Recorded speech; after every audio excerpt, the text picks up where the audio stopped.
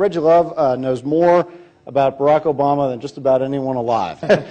Love served first as senator and then President Obama's special assistant and personal aide, as you just heard, a job known in politics as the body man. He knows his favorite foods, his superstitions, his instincts, his musical taste, which I gather you even helped inform a little bit.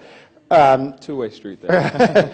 We're going to talk tonight about his extraordinary experiences on the campaign, at the side of the president, what he learned from his unrivaled access to the world's most powerful man. First and foremost, I want to thank artists and athletes for all the great work that they do, and the fact that they have spent all this time and all these resources to bring these two worlds together. I think what people do out here in LA form public opinion and inspire and encourage this nation and the world just as much as what happens in Washington, D.C. So I want to give artists and athletes a big round of applause.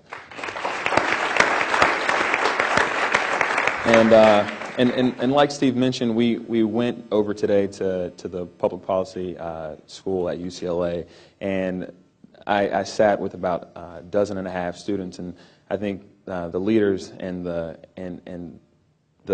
amount of energy and the amount of thought in that room was very impressive.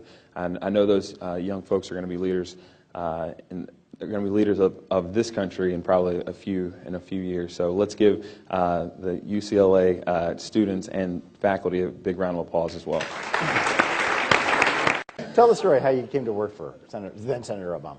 I sent my resume to a friend who was then Chief of Staff to Patrick Kennedy, who was the representative from Rhode Island, and Pete Rouse, who then was known and still known as the 101st Senator. He calls my cell phone and he says, "Look, I'm sitting here looking at your resume. Would you like to come to D.C. to interview?"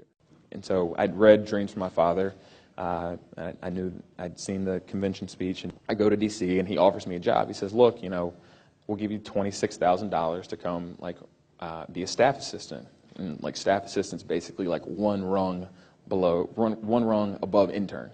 The first day that I became his personal aide, he was still a junior senator. He'd never had a personal aide.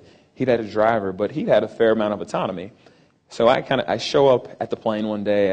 I've got my bag that you're talking about. I've got a briefing book, and I'm like, "Sir, we're going to New Hampshire. We're gonna," and I'm really in this official capacity. I'm gonna tell him about the day, and he kind of looks at me just to set the record straight. He says, "I just want you to know, you're closer to my daughter's age than you are mine." He's like, "I'm in charge here, just to let you know." I can think of a time we were in Florida, and he says on the plane, he says, "I cannot believe that you guys that you talked me into running for president." And for me, most of the time, I'm still 20. I'm 24 at this point in time, and I don't say much. I really kind of try to stay out of sight. And I kind of stand up and I say, "Well, sir, if it's any consolation, I'm having the time of my life."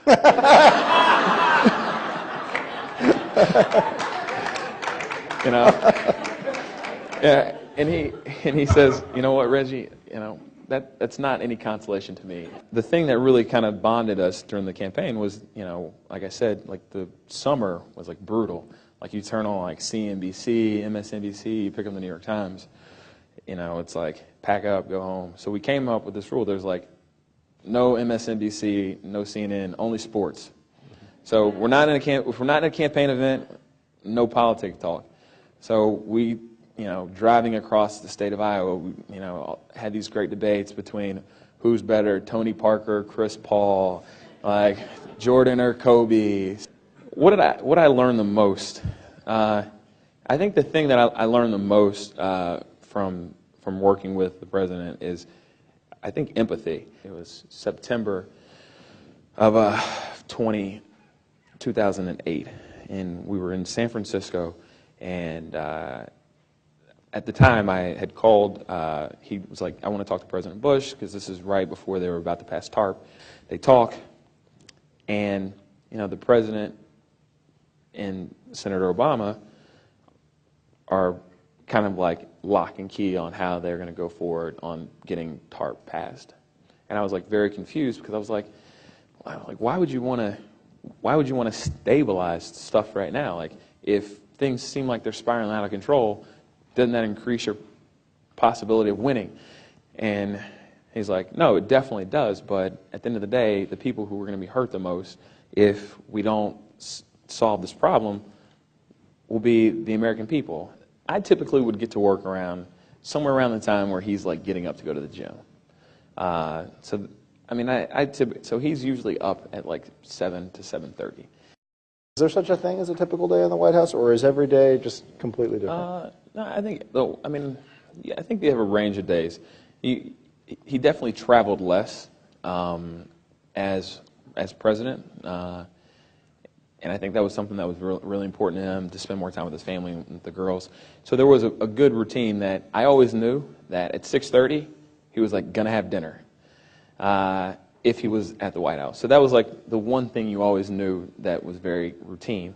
Now, depending on the rest of the day, you know, it could start earlier, it could end later. Talk about the day that Osama bin Laden was killed. Do you remember? Were you? Oh, man. Yeah. I remember, of course. Of course. I mean, I think you know, it was a very long day. I spent the entire day at the White House, and probably, you know, typically like the weekends he'll work like a half day. And this Sunday, I mean, we were there until almost, I think he went on TV at midnight, and almost midnight. And sat around in the private dining room, kind of like, most people were like down in the Situation Room, but he was like, I'm not going to be down here, I can't watch this entire thing. And so he, myself, Pete Souza, the White House photographer, and Marvin, we must have played 15 games of Spades. Who does he most trust? Most trust? Definitely his wife. I think she's like a brilliant person. Brilliant person, and you know, and tough. I think within the staff, I think probably either Pete Rouse or Valerie Jarrett, but probably one of those two. I remember when he finally found his birth certificate. And it took a little too long, by the way. Hey, you come from, your parents don't live together, they travel all over the world, documents get lost there, and so he wanted to just like have like an impromptu press conference, to just walk in to the press briefing room in the White House and just like put the birth certificate down on the podium. And everyone was like, that's a really bad idea. But he was like very gung-ho about doing it because he was so irritated about it. So I don't feel like I'm that far removed. We email and we play hoops every now and then, and I still feel connected, but I don't know. Leaving, it happened, and I think it was a good decision.